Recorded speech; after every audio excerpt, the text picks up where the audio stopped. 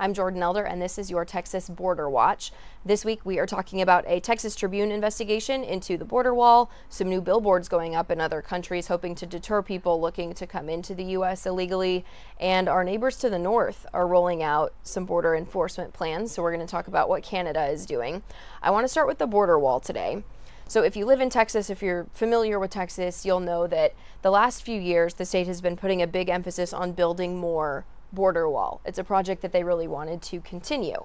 But up until now, there hasn't been a central place where you can see how much of the wall is being built, where it's being built, and then how much it's costing.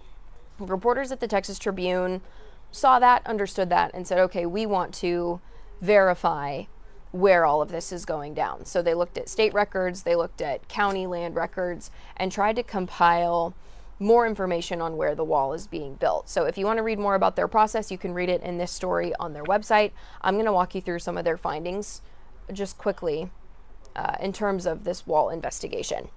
Their biggest finding is that the wall is a series of sections, at least the portion that Texas has built. When we think of the wall, you might think of this very long, continuous structure, but the portions that Texas has built really aren't that way, and they're more in rural areas as opposed to cities as well. So the Tribune talked to a bunch of experts about this, and they were split on if that method is effective. There were scholars that they spoke to, as well as former Border Patrol agents, to kind of get a bunch of perspectives on this.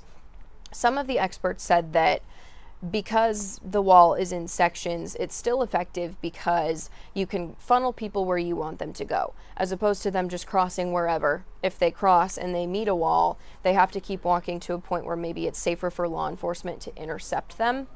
And in rural areas, Texas Border Czar Mike Banks said that that helps them capture people who are trying to sneak into the country. So that was the rationale for putting them in rural areas. Mike Banks also said that these walls are being installed in places that DPS considers high priority crossing areas.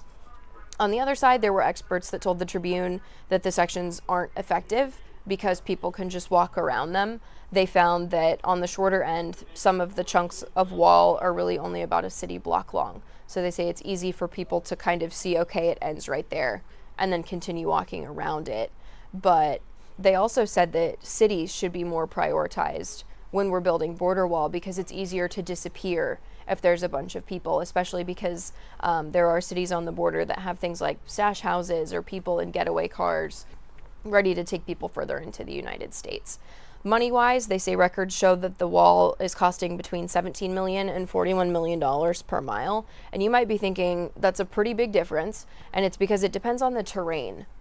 There's rural parts of the border that are very rocky and hilly where they're trying to build the wall. Some of them are right on a riverbed, so it just depends on where you're putting it. That's going to kind of determine how much it costs. They said that the biggest hurdle that the state is facing in continuing to build the border wall is land acquisition.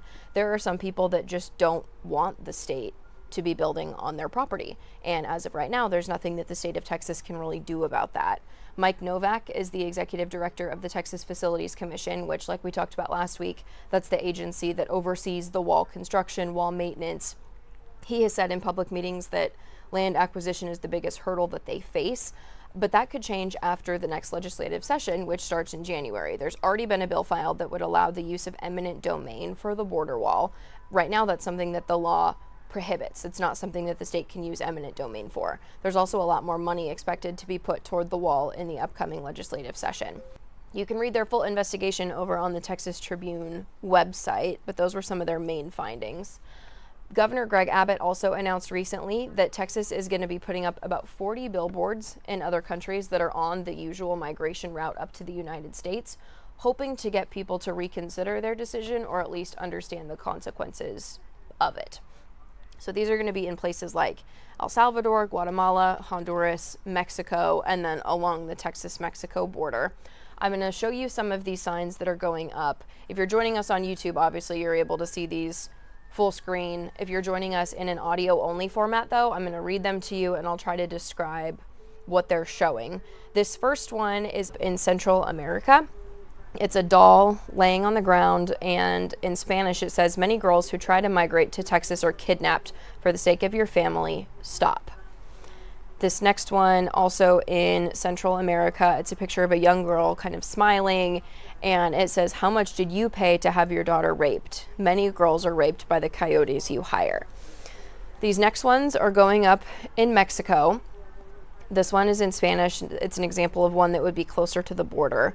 It is migrants sitting on the ground. Law enforcement is talking to them. Some of them are huddled in blankets.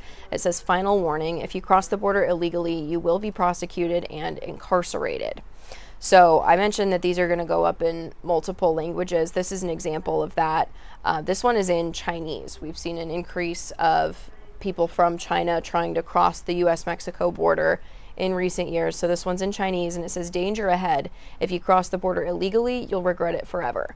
There are also signs that are in Arabic and Russian to warn people as well. The governor says this campaign is targeted toward people making a last-minute effort to cross the border over the next month before President-elect Donald Trump takes office, and this billboard campaign is costing the state about $100,000. We talk a lot about the southern border, but our neighbors to the north are actually putting more emphasis on border security in the next few years. They have rolled out this $1.3 billion plan to really crack down at the northern border as well. This partially comes because crossing numbers have been going up for Canada in terms of illegal immigration. It is still absolutely nowhere close to what we're seeing at the southern border, but we have seen more numbers in the last few years. The Trump administration also sent out a warning to Canada and Mexico in recent weeks saying, if you don't start pulling more weight with drug trafficking and with illegal immigration, that there will be 25% tariffs imposed on those countries. So Canada listened to that, and then this is the plan that they've rolled out. As you can see, they have a very, very long border with the U.S. They've got a lot of ground to cover. So here are some of the ways that they're hoping that they're going to be able to meet these goals. A lot of these are based on fentanyl trafficking at the northern border. So they want more police support up there for the people who are checking vehicles and trying to make sure that fentanyl is not crossing back and forth. They are going to use AI imaging to help identify fentanyl pills, but also some of the ingredients that go into creating those drugs. They want to stop it in advance. They already have some canine teams rolled out up at that border, but they're going to add more of those as well as chemical detection tools. And then this is a similar strategy that we've seen at the southern border.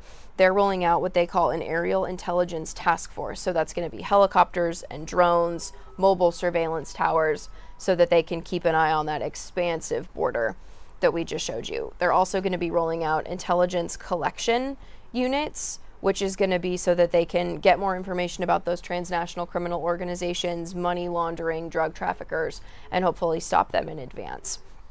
So Canadian leaders have already talked to U.S. leaders about all this, including the incoming border czar, Tom Homan. So here is Dominic LeBlanc, who is the Minister of Finance and Intergovernmental Affairs.